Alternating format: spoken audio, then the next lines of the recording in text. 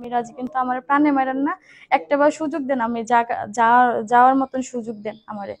পরে উনি বলছে ঠিক আছে, যদি আপনি এই নিতে পারেন যে হ্যাঁ ঠিক আছে আপনি নির্বাচন করবেন বা করবেন এটা আপনার ব্যক্তিগত ব্যাপার, যে থানা পুলিশ করবেন না।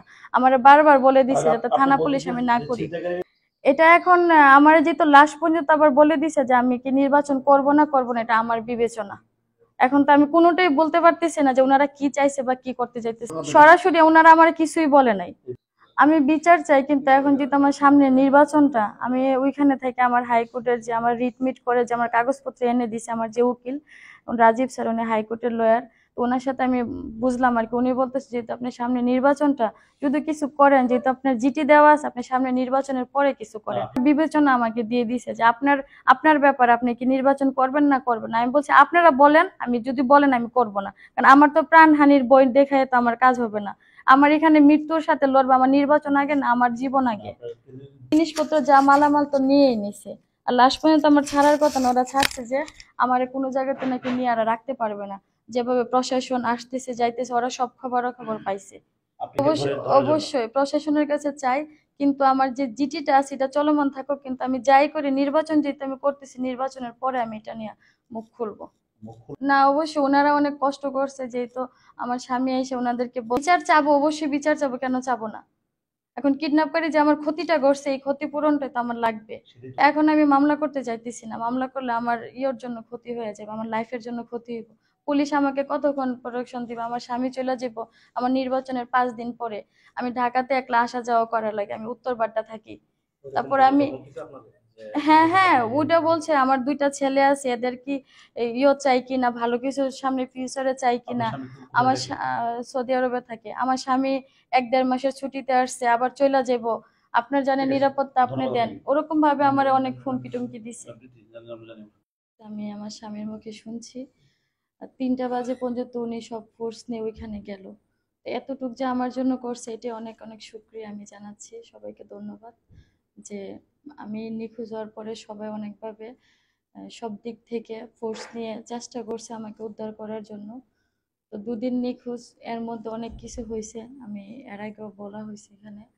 তো এখন আমি চাইতেছি যে আমি শুরুর থেকে যতটুকু আমি লড়াই করে আসছি, আমার মনোনয়ন বাতিল করে দিছিল আমার সার্ভারের প্রবলেমের কারণে, আর যে কোনো কারণেই হোক না কেন, আমি হাইকোর্ট থেকে রিটমিট করে আমি যে কোনোভাবে আমি আসছি।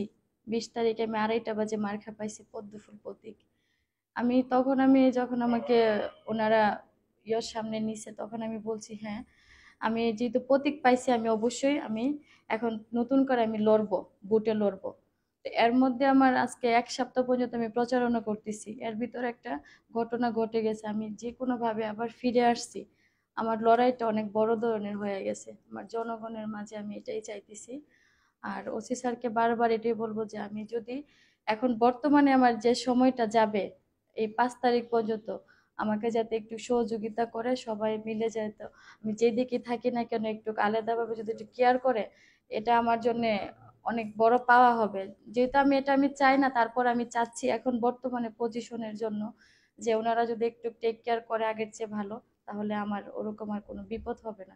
যেহেতু বিপদ আমি অনেক ক্ষতিগ্রস্ত হয়ে গেছি, আর সামনে যাতে বিপদ না হয়, আমি আমার ওসি স্যারের কাছে চাই যে স্যার যদি প্রোটেকশনটা আমাকে একটু বাড়িয়ে দেয়, সবাইকে যদি বলে যে না প্রীতি খন্দকারের দিকে একটু সুনজর দেওয়ার জন্য, তাহলে আমি মনে করি যে সামনের দিকগুলো ভালো হবে। আর আমার জনগণের কাছে আমি চাবো যে আমি অনেক কষ্ট করে আপনাদের মাঝে আমার প্রাণের ঝুঁকি নিয়ে আমি যে কোনো ভাবে হোক, আমি সব কথা বলতে চাচ্ছি না, আমার বুটে বাতিল করে হোক বা বুটে থাকার জন্য হোক, কিডন্যাপকারী হোক, যারাই যেভাবে করছে না কেন, অনেক ক্ষতি করার জন্য চেষ্টা করছে আমার। আল্লাহ উপরে আসিল, সবার ভালোবাসা নিয়ে আমি যদি ফিরে আসা থাকি, আপনারা যদি আমার সমর্থন করেন আগের মতো, আমার কোনো কিছু না, আমি একবারে সব নিঃস্ব হয়ে গেছি। আমার হাইকোর্টে রিট করা, আমার এখন পর্যন্ত আমার ক্ষতিপূরণ যা যা হয়েছে সবকিছু মিলে আমি অনেকটাই ক্ষতিগ্রস্ত হয়ে গেছি। আমার জনগণের কাছে এটাই চাইতেছি, আপনারা যদি ভোটে আমাকে জয় করতে চান, তাহলে আর কিছু বলবো না, আপনারা ভোটে আমাকে জয় করে দেখাই দিয়েন যে প্রীতি খন্দকার কতটা কষ্ট করে ফিরে আসছে আপনাদের মাঝে। এটাই চাই, আর কিছু বলবো না। এখন আপনি এখন কি চান? কি চাই বলতে, আমি এত কষ্ট যেহেতু করছি, আমি নির্বাচন অবশ্যই করব, নির্বাচন থেকে আমি পিছপা হব না।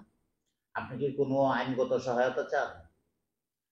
ওই যে বললাম যে আমাদের ওসি স্যার যদি আমাকে ওরকম ভাবে প্রোডাকশন দেয়, অবশ্যই এটা সহযোগিতা স্যারে যদি আমাকে করে। বিজয়নগরবাসীর জন্য দুটি কথা বলেন।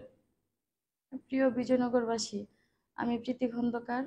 সব কষ্টের মাঝে আপনাদের কাছে ফিরে আসছি, যদি আপনারা আমাকে ওরকম ভাবে গ্রহণ করেন, আমি আপনাদের মাঝে থাকতে চাই। এবং আমি সুন্দরভাবে আপনাদেরকে, যদি আমি জয়যুক্ত হই, আপনাদেরকে ভালোভাবে রাখার চেষ্টা করব। আগে পরে কি হয়েছে জানি না, কিন্তু সামনের দিনগুলো যাতে ভালো থাকে, ওই প্রত্যাশা আমি শেষ করতেছি। ধন্যবাদ আপনাকে।